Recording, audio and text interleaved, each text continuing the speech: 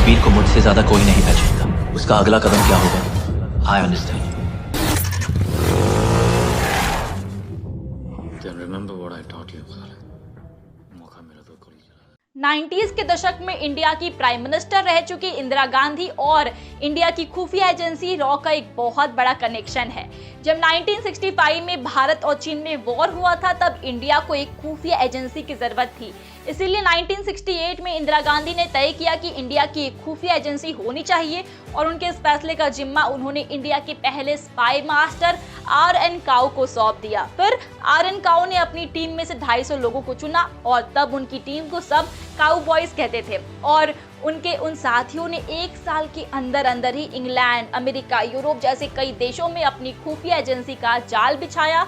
Cow की मेहनत और उनकी टीम से इंदिरा गांधी बहुत ज्यादा खुश थी। पर ये काउ असल में थे कौन? काउ का जन्म 1918 में बनारस के एक कश्मीरी पंडित परिवार में हुआ। इलाहाबाद कॉलेज से लिटरेचर में मास्टर कर उन्होंने 1939 में भारतीय पुलिस सेवा ज्वाइन की। भारत की आजादी से कुछ साल पहले ब्रिटिश सरकार ने उन्हें इंटेलिजेंस ब्यूरो का डायरेक्टर बना दिया।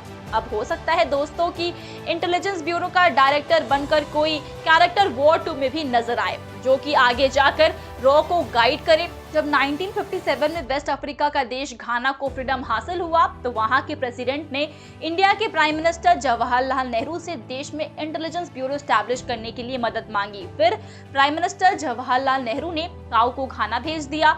वहां कुछ साल काम करके उन्होंने फॉरेन सर्विस रिसर्च ब्यूरो को स्टैब्लिश किया। जी हाँ, फिर जब 1971 में ईस्ट पाकिस्तान की आर्मी वेस्ट पाकिस्तान के ऊपर कहर बरसा रही थी तब वेस्ट पाकिस्तान के लोग जान बचाने के लिए भारत में पनाह ले रहे थे। दूसरी तरफ काउ को ये खबर मिली कि ईस्ट पाकिस्तान वेस्ट पाकिस्तान पर मिलिट्री एक्शन लेने वाला है। जी हाँ, फिर आर.एन. काउ ने बिना देरी किए ऑपरेशन की शुरुआत कर दी, जिसके लिए उन्होंने रॉ के कुछ स्ट्रॉन्ग मेंबर्स से बात करना सही समझा, जो कि ऑपरेशन को समझ पाए। हो सकता है कि फिल्म में इस ऑपरेशन के लिए रॉ एजेंट बने ऋतिक रोशन को प्राइम मिनिस्टर और इंटेलिजेंस ब्यूरो के डायरेक्टर उनका रिकॉर्ड और एक्सपीरियंस देखते हुए चर्चा के लिए बुलाए और उन्हें गाइड किया जाए।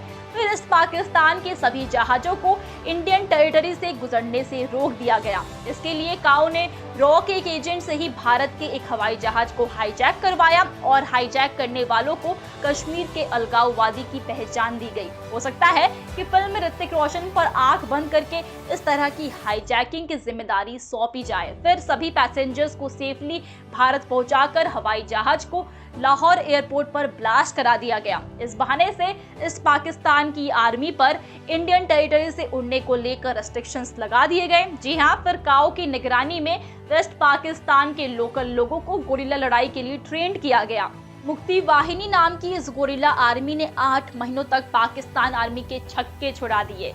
जब 1971 में बांग्लादेश के प्राइम मिनिस्टर शेख मुजीबुर रहमान पर जानलेवा हमले की साजिश बनाई जा रही थी तब काउ ने बांग्लादेश के प्राइम मिनिस्टर से मिलकर इस बारे में वार्निंग दी थी, लेकिन वो अपनी सेफ्टी को लेकर बिल्कुल भी सीरियस नहीं थे। कुछ हफ्तों के बाद जिस मिलिट्री ऑफिसर को लेकर काउ ने प्राइम मिनिस्टर को वार्न किया था वो टैंक लेकर प्राइम मिनिस्टर के पास पहुंच गया और प्राइम मिनिस्टर को उनके परिवार के साथ मार दिया। जब इंदिरा गांधी की जगह दूसरे प्राइम मिनिस्टर आए तो काउ ने अपनी पोजीशन से रिजाइन कर दिया। अब वॉर 2 में इंडिया और पाकिस्तान से जुड़ा एक ऑपरेशन दिखाया जा सकता है जिसमें मजबूत खिलाड़ी के तौर पर ऋतिक रोशन को हाईजैकिंग की जिम्मेदारी दी जाए और पॉलिटिकल एंगल की वजह से भारत का कोई पॉलिटिकल लीडर पाकिस्तान से हाथ मिलाता नजर आ सकता है। तो दोस्तों, आप इस फिल्म के लिए कितने एक्साइटेड हैं बताइए हमें कमेंट सेक्शन में। साथ ही वीडियो अच्छी लगी हो तो वीडियो को लाइक और शेयर करें एंड चैनल को सब्सक्राइब करना भी मत भूलिएगा।